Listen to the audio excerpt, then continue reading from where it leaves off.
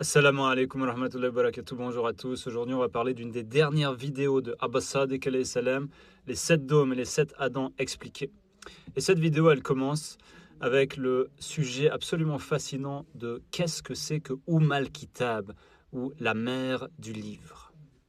On va donc voir dans cette vidéo que le concept de Al-Kitab, c'est quoi? C'est le livre primordial, le livre céleste dans les cieux, gardé auprès d'Allah, qui est l'origine, en fait, la mère du livre, dont le Coran qu'on a ici-bas, ce fameux livre qu'on lit, qu'on appelle le Coran, n'est qu'une copie abaissée, en fait, au niveau matériel.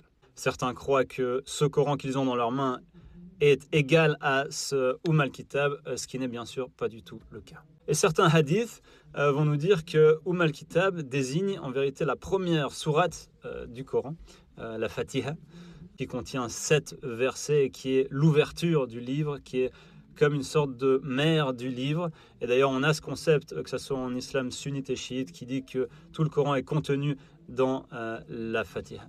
Par contre, dans l'islam chiite, l'islam des Ahlul Bayt alayhimus salam, le concept sera un peu différent.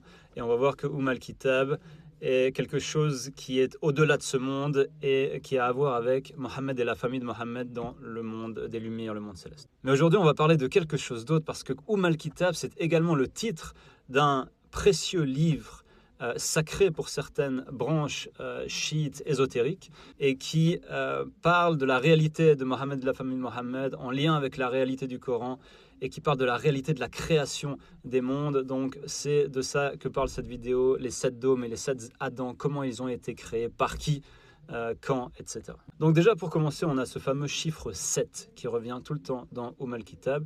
Donc on a 7 cieux, comme les musulmans le savent, on a également 7 terres, on a 7 versets de la Fatiha, on a 7 portes de l'enfer, et on a également 7 tours, par exemple, de la Kaaba, du Tawaf, on tourne 7 fois autour de la Kaaba, etc. etc. Le chiffre 7 revient tout le temps en islam, et il est expliqué dans Al-Kitab. Donc, le chiffre 7, au niveau de la cosmologie, de la création du monde, on a vu qu'il y a 7 cieux, il y a 7 terres, et l'existence humaine dans laquelle on est, en fait, on est sur le niveau le plus bas de ces 7 domaines de création. Alors, les 7 Adams, c'est quoi?